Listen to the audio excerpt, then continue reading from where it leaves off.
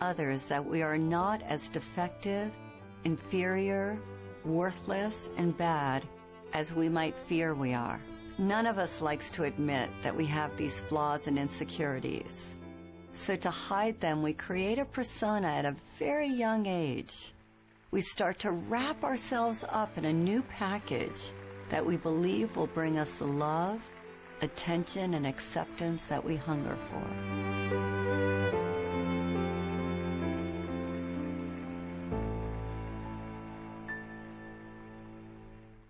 We create personas so that we can belong.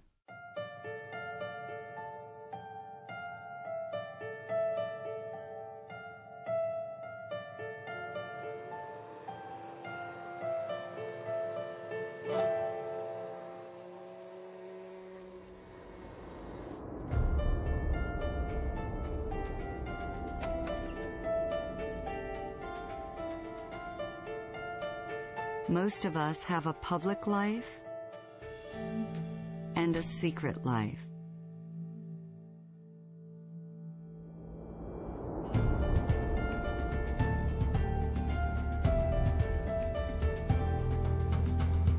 We work hard to feel good about ourselves, and a moment later, we do something to sabotage those good feelings.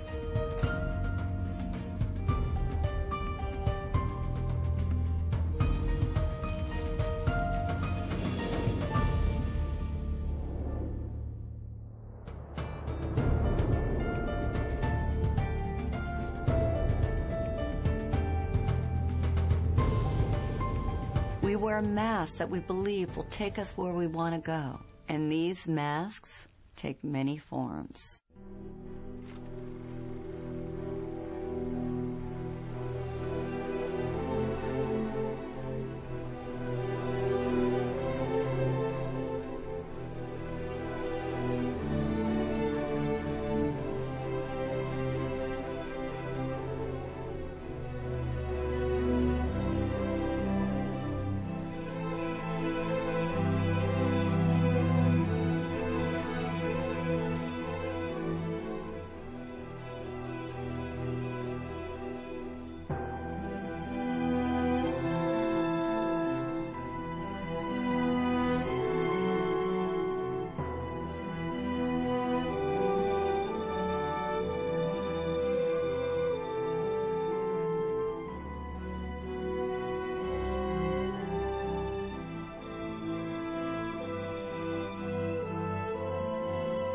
Which one do you wear?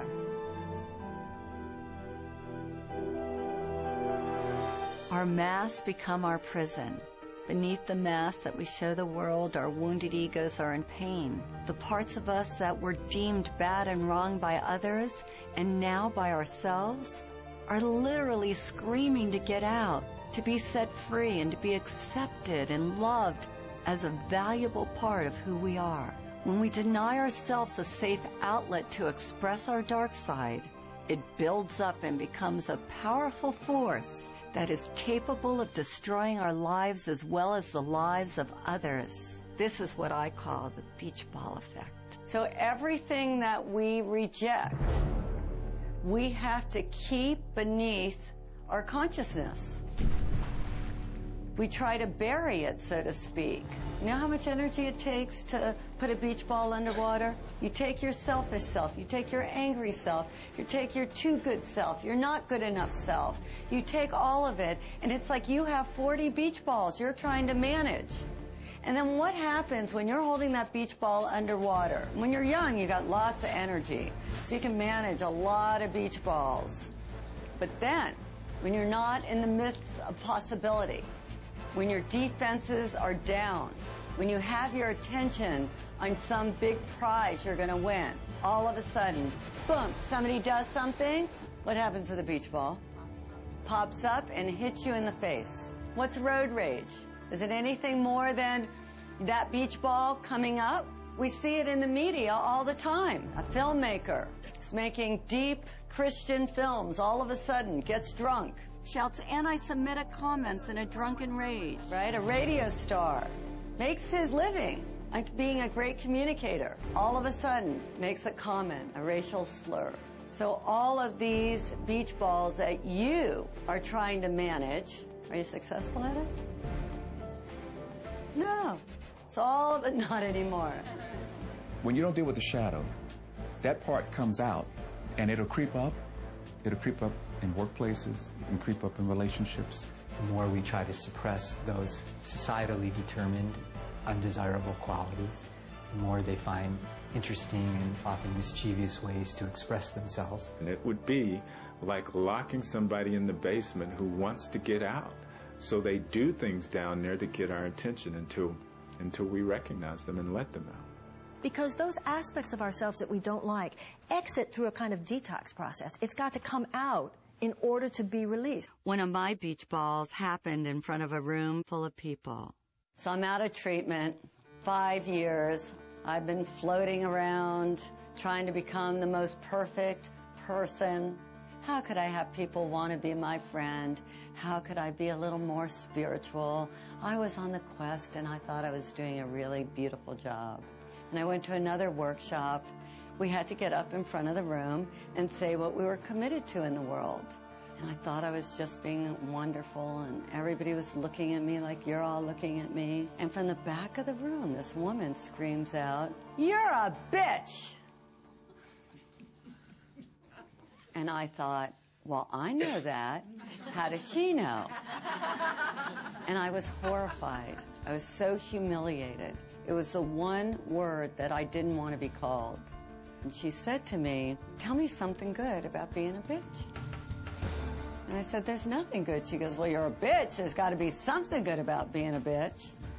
And all I could think of was all the ways that that part of me had hurt me. And at the time, I was a retailer. And she said, "Do you ever get damaged merchandise delivered to your store?" And I said, "All the time."